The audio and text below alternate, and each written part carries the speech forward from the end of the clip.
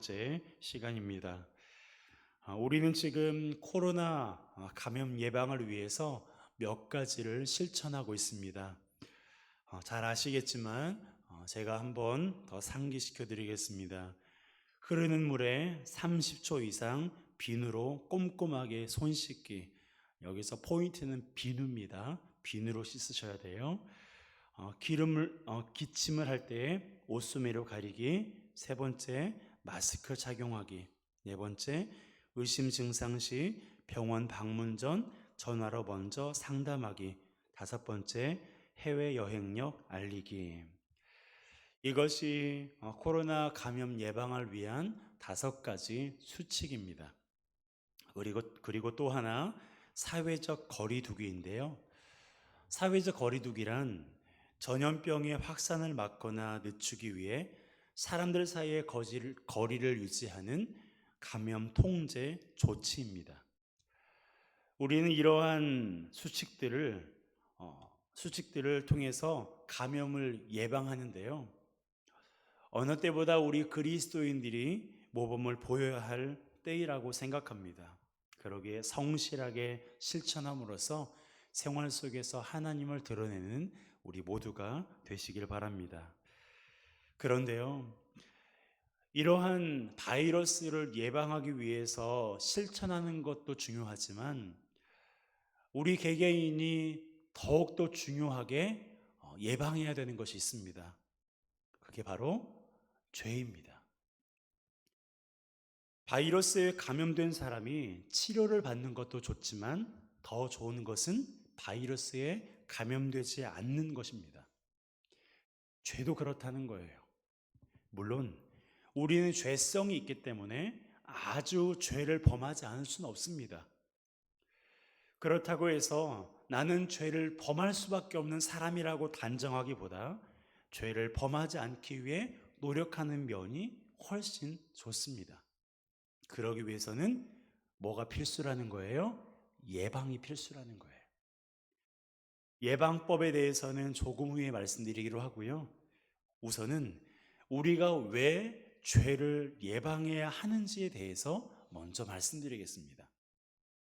첫 번째로 죄는 하나님과의 교제를 단절시키기 때문이에요. 오늘 본문을 보면 아담과 하와가 동침하여 두 아들을 낳았다고 말씀하고 있습니다. 출산은 창조의 질서 가운데 자연스러운 모습이에요. 하나님께서 인간을 창조하신 후에 생육하고 번성하여 땅에 충만하라고 말씀하셨기 때문입니다. 그런데 왜 죄가 하나님과의 교제를 단절시킨다는 것을 아담과 하와가 두 아들을 낳았다는 말씀과 연관시키고 있는 것일까요?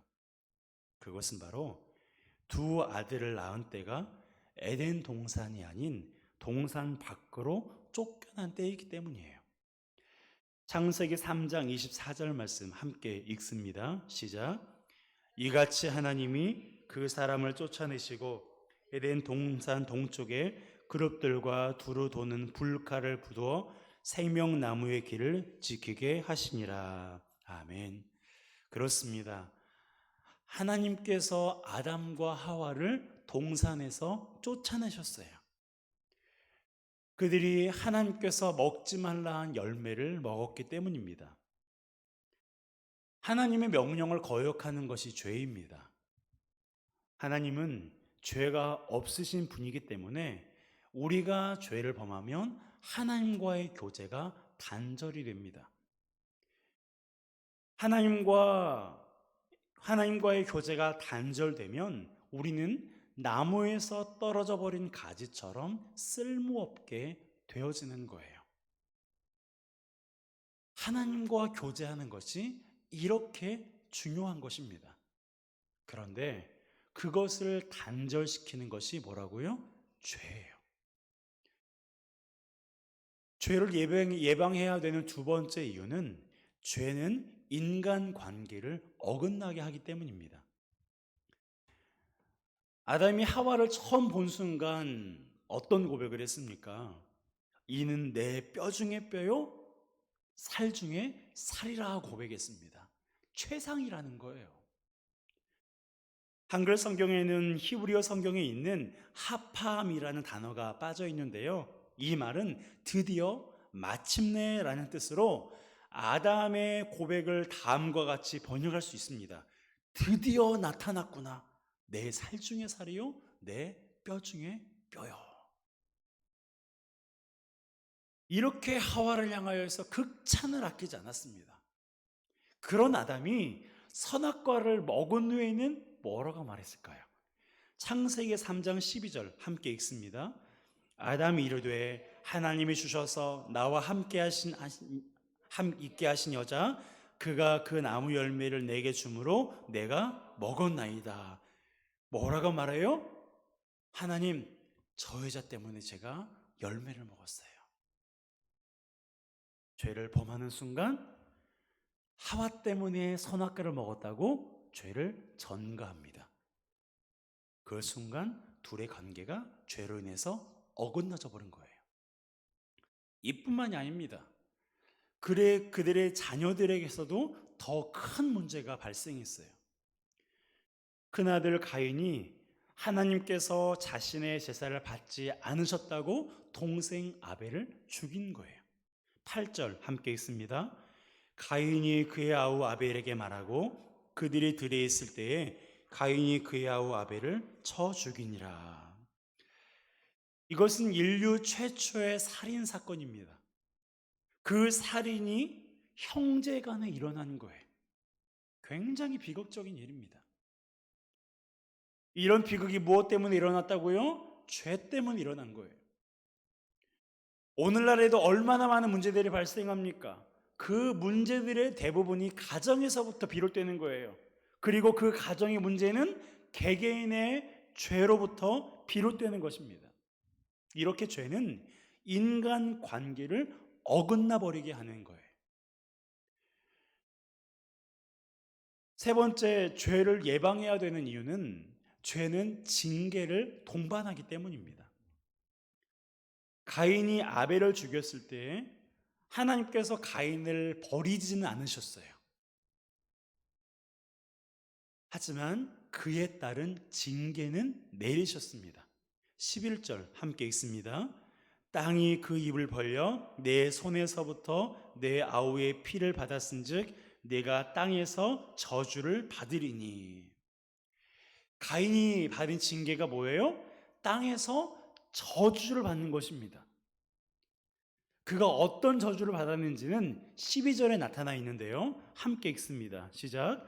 내가 밭을 갈아도 땅이 다시는 그 효력을 내게 주지 아니할 것이요 너는 땅에서 피하며 유리하는 자가 되리라. 밭을 갈아도 땅이 그 효력을 주지 않는다라고 하나님께서 말씀하셨어요. 이것은 정당한 노동의 소출을 얻지 못한다는 뜻입니다.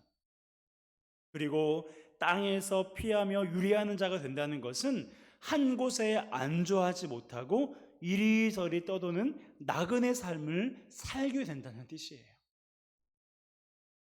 여러분, 가인의 직업이 뭐예요? 농부예요.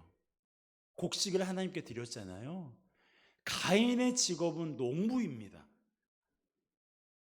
땅을 일구어서 먹고 사는 사람이에요. 그런데 하나님께서 땅에서 저주를 받을 거라고 말씀하신 것입니다. 그러니까 농사를 지으며 살 수밖에 없었던 가인에게 이 저주는 너무나도 큰 징계일 수밖에 없어요. 하나님은 공의로운 분이십니다. 그렇기 때문에 우리가 죄를 범하면 그에 대한 징계를 하세요. 물론 항상 징계하시는 건 아닙니다. 만약에 우리가 죄를 범할 때마다 하나님께서 징계하셨다면 어떨까요? 세상에 남아있을 사람 하나도 없습니다. 멀쩡하게 있을 사람 하나도 없어요.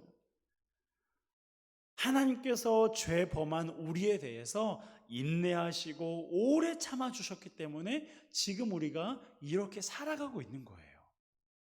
다만 하나님 보시기에 더 이상 두고만 볼 수 없는 상황이라면 그때 하나님께서 징계의 손을 뻗치시는 것입니다.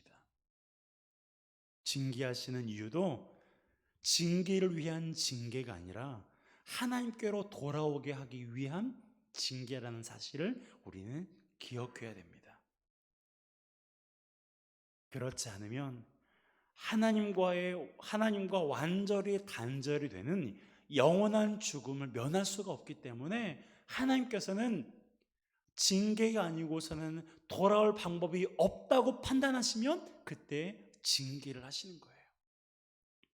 이와 같이 죄는 어떻습니까? 하나님과의 교제를 단절시키고 인간 관계를 어긋나게 하고 징계를 동반해요. 그렇기 때문에 우리는 죄를 예방해야 됩니다. 그러기에 우리는 최대한 죄를 범하지 않도록 예방하는 것이 중요한데 그 예방법에 대해서 함께 말씀을 나누겠습니다. 첫 번째로 제 죄를 예방할 수 있는 방법은 바로 하나님의 말씀에 반응해야 된다는 거예요. 함께 따라해 볼까요? 하나님의 말씀에 반응해야 합니다. 가인이 마음에 분노를 품고 있었어요. 그 분노는 동생을 향한, 하나님을 향한 분노였을 거예요. 그런데 하나님께는 그 분을 풀지 못하니까 그 분을 동생에게 푼 거라고 생각합니다. 그 마음을 하나님께서 아셨어요. 그래서 하나님께서 그에게 찾아가서 말씀하신 것입니다. 6절 함께 읽습니다. 여호와께서 가인에게 이르시되 내가 분하여 함은 어찌 됨이며 안색이 변함은 어찌 됨이냐. 하나님은 이미 가인이 동생을 죽이려는 마음을 가지고 있는 것을 아셨어요. 그래서 가인을 찾아가 그가 품은 분노가 합당하지 않다고 말씀하신 것입니다. 이쯤 되면 가인이 취해야 할 태도가 무엇입니까? 여러분, 가인은 하나님을 알고 있는 사람이었어요. 하나님을 믿고 있는 사람이었습니다. 자신의 소출 중에 일부를 하나님께 드린 사람으로 드린 걸 보면 가인은 하나님을 알 뿐만 아니라 하나님을 믿고 있는 사람이었어요. 그러니까 하나님께서 네가 왜 분을 품고 있느냐라고 말씀하실 때 가인이 취해야 할 태도가 뭐예요? 자신의 죄를 인정하고 하나님께 온전한 제사를 드리지 못한 것을 회개하는 것입니다. 그것이 맞지 않습니까? 하나님께서 그것을 위해서 가인을 찾아가셨어요. 하지만 가인은 자신의 죄를 인정하지 않았고 회개하지도 않았습니다. 그 결과가 뭐예요? 마음에 작정한 대로 동생을 돌로 쳐 죽였습니다. 이것은 동생에 대한 살인뿐만 아니고요, 하나님에 대해서는 하나님의 주권을 인정하지 않는 태도예요. 만일 가인이 그의 분노를 지적하시는 하나님의 말씀에 반응했다면 어땠을까요? 이런 비극은 일어나지 않았을 거예요. 하나님, 죄송합니다. 제가 온전한 제사를 드리지 못했습니다. 사실은 제가 믿음으로 제사를 드리지 않았습니다. 라고 하나님 앞에 자신의 죄를 철저하게 회개만 했었더라면 이러한 가정에 이러한 비극은 일어나지 않았을 거예요. 여러분, 하나님은요, 우리가 어떤 생각을 하고 있는지 다 알고 계십니다. 죄를 범하려는 생각을 가지고 있는 것도 알고 계세요. 그럴 때 하나님께서 가만히 계시냐고요? 그렇지 않아요. 하나님은 가만히 계시는 것이 아니라 우리가 가지고 있는 생각이 잘못되었다는 것을 알게 하세요. 어떻게 알게 하실까요? 사람을 통해서 알게 하세요. 상황을 통해서 알게 하십니다. 또한 우리 안에 있는 양심을 통해서 알게 하세요.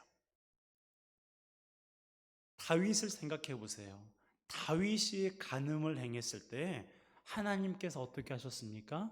나단 선지자를 통해서 다윗의 죄를 지적하셨어요. 그리고 여호수아에게는 아이성의 패배를 통해서 그가 교만했다는 것을 알게 하셨습니다. 상황을 통해서 알게 하신 거예요. 그리고 유대인들이 가늠한 여인을 돌로 치려고 할 때 예수님께서 누구든지 죄 없는 자가 여자를 돌로 치라고 말씀하셨습니다. 그때 사람들의 반응이 어땠습니까? 그들의 양심의 가책을 받았어요. 양심을 통해서 죄를 알게 하셨습니다. 이렇게 하나님께서는 사람을 통해서, 상황을 통해서, 양심을 통해서 우리가 죄를 범하고자 하는 그 생각을 멈추라고 하나님께서 알게 하시는 거예요. 이렇게 했을 때 다윗과 여호수아와 그리고 유대인들이 어떻게 했습니까? 다윗은 밤새도록 눈물로 회개했고요. 여호수아도 그의 잘못을 깨닫고 다시 아이성을 쳐서 정복했습니다.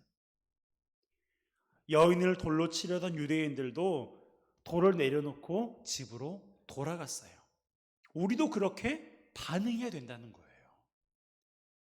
아, 내가 잘못 생각하고 있었구나.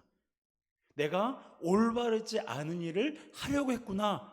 라고 하나님께서 내 마음에 죄를 생각나게 하실 때 반응해야 된다는 것입니다. 이렇게 반응하면, 이렇게 하나님의 말씀에 반응하면 죄가 더 이상 우리 안으로 들어올 수가 없어요. 죄를 범하려는 마음을 밖으로 밀어낼 수가 있는 것입니다. 그러기에 하나님께서 우리의 잘못된 생각과 마음에 깨닫게 하시는 그 무언가가 있다면 그 즉시 하나님의 말씀에 반응하는 저와 여러분 되시기를 주님의 이름으로 축복합니다. 두 번째로, 죄를 예방하는 방법은요, 죄를 다스리는 거예요. 하나님은 분을 품고 있는 가인에게 죄를 다스릴 것을 말씀하십니다. 7절 함께 읽습니다. 네가 선을 행하면 어찌 낯을 들지 못하겠느냐? 선을 행하지 아니하면 죄가 문에 엎드려 있느니라.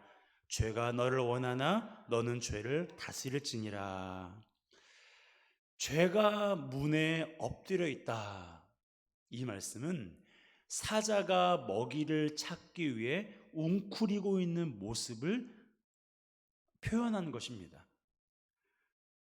사탄이 인간의 마음에 침입해서 악으로 그를 굴복하기 위해 호시탐탐 기회를 누리고 있어요. 언제나 그렇습니다. 여기에서 한 걸음 더 나아가 죄의 소원은 너에게 있다라고 말씀하시는데, 이것은 죄가 우리 속에 가만히 머물지 않고 우리를 통제하려고 한다는 뜻이에요. 지금 가인이 이런 상태입니다. 죄가 웅크리고 있다가 가인 안에 훅 들어갔어요. 그리고 거기에서 가인을 통제하기 위해서 지금 몸부림치고 있는 거예요. 그럴 때 가인에게 하나님께서 하신 명령이 뭐예요? 그렇지만 죄가 웅크리고 있고 죄가 너를 원하지만 넌 어떻게 하라고요? 따라합시다. 죄를 다스리라. 죄를 다스리라는 거예요. 하나님께서 이렇게 말씀하신 이유가 뭘까요? 가인에게 죄를 다스릴 만한 힘이 있었기 때문입니다. 우리도 마찬가지예요. 하나님께서 가인에게 죄를 다스리라고 말씀하신 것은 그 안에 죄를 다스릴 만한 능력이 있기 때문에 그렇게 명령하신 거예요. 우리에게도 죄를 다스릴 만한 힘이 있습니다.